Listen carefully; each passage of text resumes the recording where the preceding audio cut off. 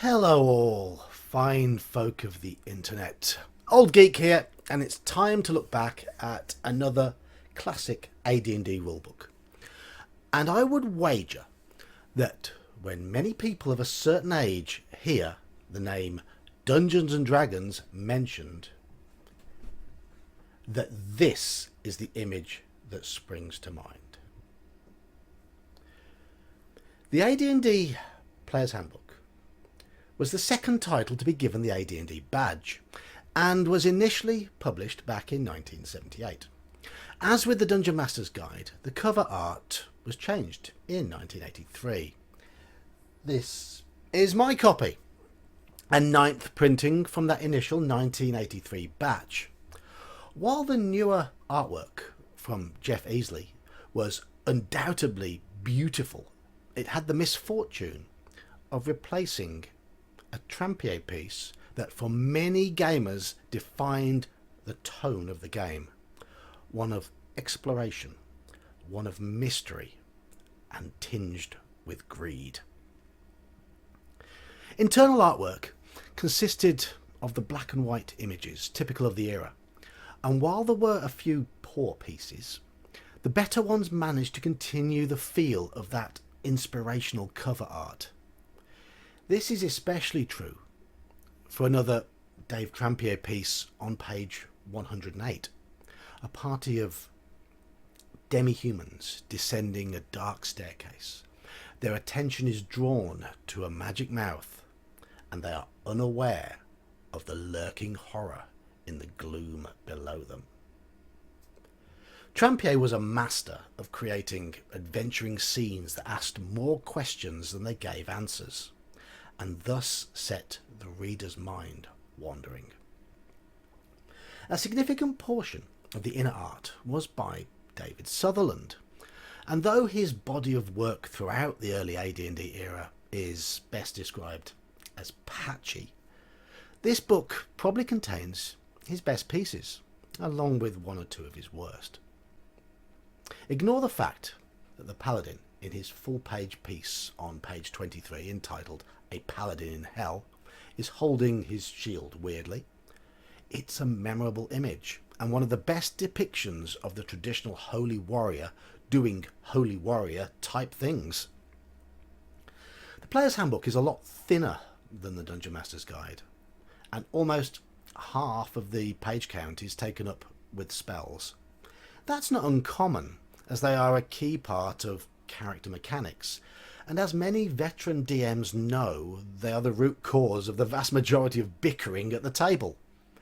As expected, the language of the book is high Gygaxian, but there are fewer instances of his trademark superior instructional tone than there are in the Dungeon Master's Guide, though where they do creep into the text, they do so more boldly, and in my opinion, they're not wrong. Take this passage from page 8. This game is unlike chess in that the rules are not cut and dried. In many places they are guidelines and suggested methods only. This is part of the attraction of Advanced Dungeons and Dragons, and it is integral to the game. Rules not understood should have appropriate questions directed to the publisher. Didn't really have that opportunity myself. I live in Britain. I wasn't going to write a letter at the age of 13 and send it across the Atlantic and wait a month or two. But hey-ho. Disputes with the Dungeon Master are another matter entirely. The referee is the final arbiter of all affairs of his or her campaign. Participants in a campaign have no recourse to the publisher, but they do have ultimate recourse, since the most effective protest is withdrawal from the offending campaign. People still say that nowadays. This was written years ago. Each campaign is a specially tailored affair. While it is drawn by the referee upon the outlines of the 3 books which comprise Advanced Dungeons and Dragons, there were only 2 at the time this was written because the DM's Guide wasn't out yet, the players add the colour and details, so the campaign must ultimately please all participants. It is their unique world. You, the reader, as a member of the campaign community, do not belong if the game seems wrong in any major aspect. Withdraw and begin your own campaign by creating a milieu, one of Gary's favourite words, which suits you and the group which you must form to enjoy the creation. Suits you and the group that you must form to enjoy the creation. And perhaps you will find that preparation of your own milieu, that word again, creates a bit more sympathy for the efforts of the offending referee. There's not a word wrong there. Yes, it's got the Gygaxian tone to it, that slight air of superiority, but it's absolutely spot on. If you don't like a game, don't stand there and argue, don't derail it. Go and form your own group, make your own game within the basic constructs of the game rules. Nothing wrong with that at all. Anyway, back to my verdict on the book itself. When it comes to the book doing its job, namely that of being a player's handbook, the result is a mixed one. It's very light on game mechanics, but as most of you are probably aware, that's an approach I favour. The core mechanics are in the Dungeon Master's Guide, as they should be. And it's the DM's job to apply them. But I do think there is a little too much missing from this book. A player's handbook should give the player enough information to be a player. And there are quite a few notable omissions and a lack of clarity in too many places. Here are a few instances to illustrate that. Character creation. Nowhere does this book tell the player how to generate ability scores. That was all in the Dungeon Master's Guide. Yes, descriptions of additional optional methods should be there for the DM to choose from, but a player's book needs at least one, a standard method. And remember, the DM's Guide would not be published for another year. Then there's encumbrance. The player's book lists the encumbrance for arms and armour, strength modifications, and resulting movement speeds, but it omits such basics as the weight of other adventuring items, the carrying capacities of containers. In fact, it doesn't describe general adventuring tools at all beyond their prices. It lists such oddities as a songbird costing 4 copper pieces, but tells you nothing of how much a backpack can carry. And then there's the weapons list. What constitutes a two-handed weapon? Is it length, weight, or the name of the weapon itself? Which the reader is expected to know about, as there's no text describing them.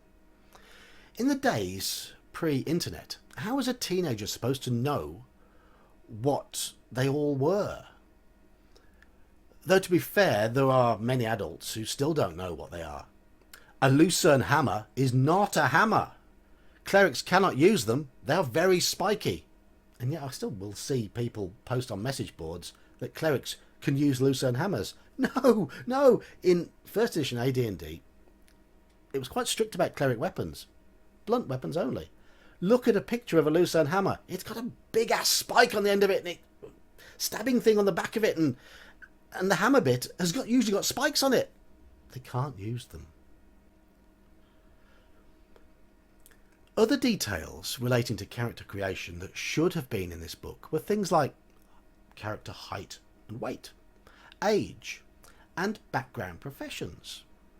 All of these were in the Dungeon Master's Guide, but all really should have been here to help inspire the player, to give them ideas, to help them visualise their characters. Instead of such sensible details, the page count was completed with some odd materials. Psionics, descriptions of the outer planes, and the optional bard class. A class I like, to be honest, but I would argue against its inclusion in the default player's book. especially at the expense of the details I already mentioned. Yes, as with the Dungeon Master's Guide, AD&D at this time was very much a work in progress. It was the game that was blazing the trail, with following releases having the benefit of hindsight, so we do need to forgive its mistakes, at least to some degree. And this book doesn't get it all wrong. Far from it. Take the spell section, for example, with spells listed by class and level rather than in just one alphabetical mulch. Your opinion may differ, but I believe this is the best way to list spells. I particularly like those little differences in the way spells operate for different classes. Take Hold Person, for example. It's a second level cleric spell, but a third level spell for magic users. And the magic user variant is a little more potent. These small differences add to the game experience. They make the classes feel more distinct, something that is sorely lacking in later editions of the game. And then there are the snippets of game advice from Gygaxian himself. Here we go with some of the best gaming advice a player can hear. From page 107. This bit is a little bit longer. I do apologise for that, but I think it's great advice. Few players are so skillful at fantasy role-playing games as to not benefit from advice. Also, many readers will be new to this form, if not totally uninitiated. So what follows are some basic guidelines as to how good players approach the game. And as continued success tends towards even more achievement, those who play well might actually become great. The most common form of advanced Dungeons and Dragons play is the underground adventure. Whether in dungeons, cave complexes, temple mazes and labyrinths, or whatever, the main thrust of this section will logically aim at improving play in just those sorts of settings. The outdoor and city adventure will be touched on here thereafter. Now assume that a game is scheduled tomorrow, and you're going to get ready for it well in advance, so as to have as much actual playing time as possible. No sense in spending precious adventuring minutes with the mundane preparations common to the game.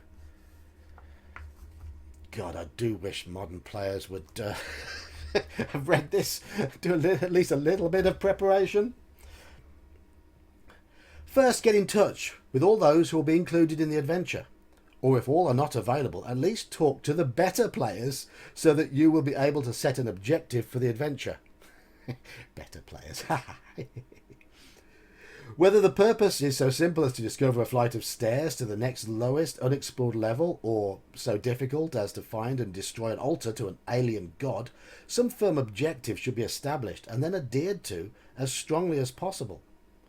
Note, however, that inflexibility or foolish stubbornness is often fatal. More about that later. I do like that this paragraph suggests that players discuss the objectives before the session begins. And yes, that bit about foolish stubbornness, great. Once the objective has been established, consider how well the party playing will suit the needs which it has engendered. Think about the characters you're using and the niches that they adopt. Will the characters have the means of accompanying the goal? Is it well balanced so they can cope with typical problems expected in the fulfillment of the objective? Will it be necessary to find mercenary non-player characters or hire men-at-arms in order to give the party the necessary muscle? Is any special equipment needed?